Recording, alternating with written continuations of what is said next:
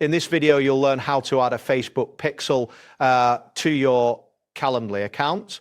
By completing this process, you will be able to track visitor activity on your scheduling pages effectively. Begin by navigating to the Calendly website.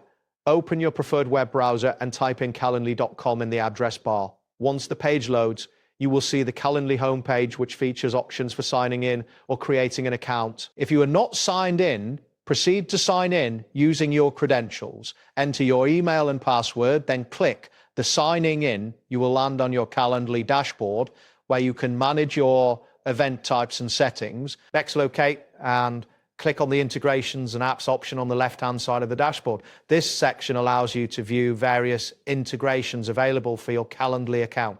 Once you click this option, the integrations page will load, displaying a list of available applications. After that, find the search bar on the integrations page, type in Metapixel to search for the Facebook pixel integration.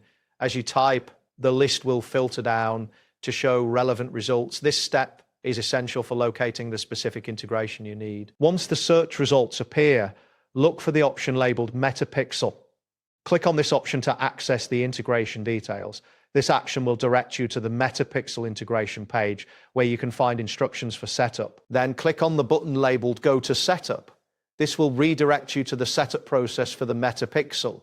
You should see a screen that guides you through connecting the pixel to your Calendly account. To complete the setup, you will need your Metapixel ID. Open a new tab in your browser and navigate to your Meta Ads Manager. In the Ads Manager, go to the Events Manager section.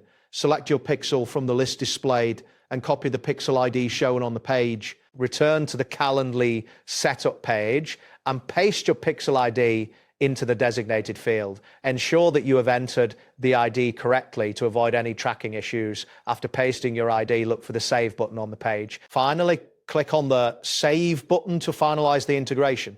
A confirmation message should appear, indicating that your settings have been successfully saved.